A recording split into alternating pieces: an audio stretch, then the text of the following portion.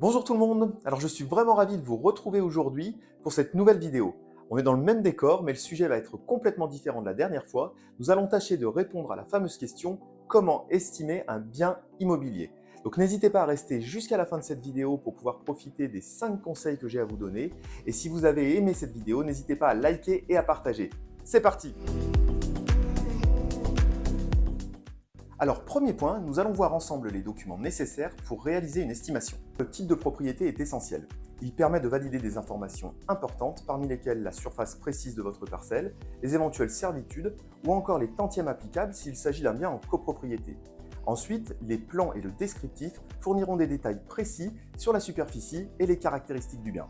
Concernant les informations financières, le relevé de taxes foncières et les factures d'énergie sont indispensables. Elles permettent de rassurer les acquéreurs potentiels sur les frais liés à la consommation et elles permettent surtout d'évaluer le futur diagnostic de performance énergétique qui est de plus en plus décisif pour les acquéreurs. Pour un bien en copropriété, il est important de connaître le montant des charges et d'examiner en détail les derniers procès-verbaux d'assemblée générale évoquant d'éventuels frais à venir.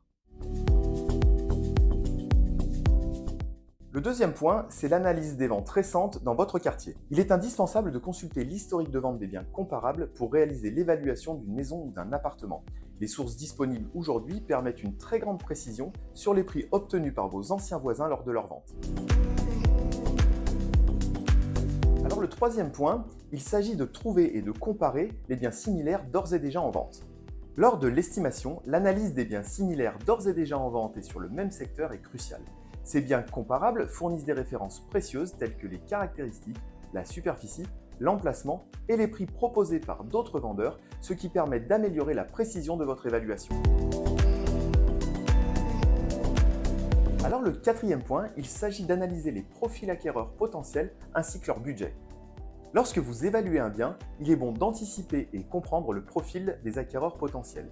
Analyser leurs besoins, leurs envies, leurs capacités financières permet de déterminer plus précisément une fourchette d'estimation au juste prix.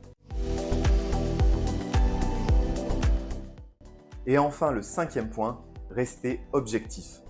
En tant que propriétaire, il est naturel d'avoir des attentes élevées, mais il faut garder à l'esprit qu'un prix trop élevé peut entraîner une commercialisation prolongée qui a des effets néfastes sur la perception des acquéreurs potentiels, notamment une diminution de l'intérêt pour le bien et des négociations plus difficiles lorsque des offres sont finalement présentées.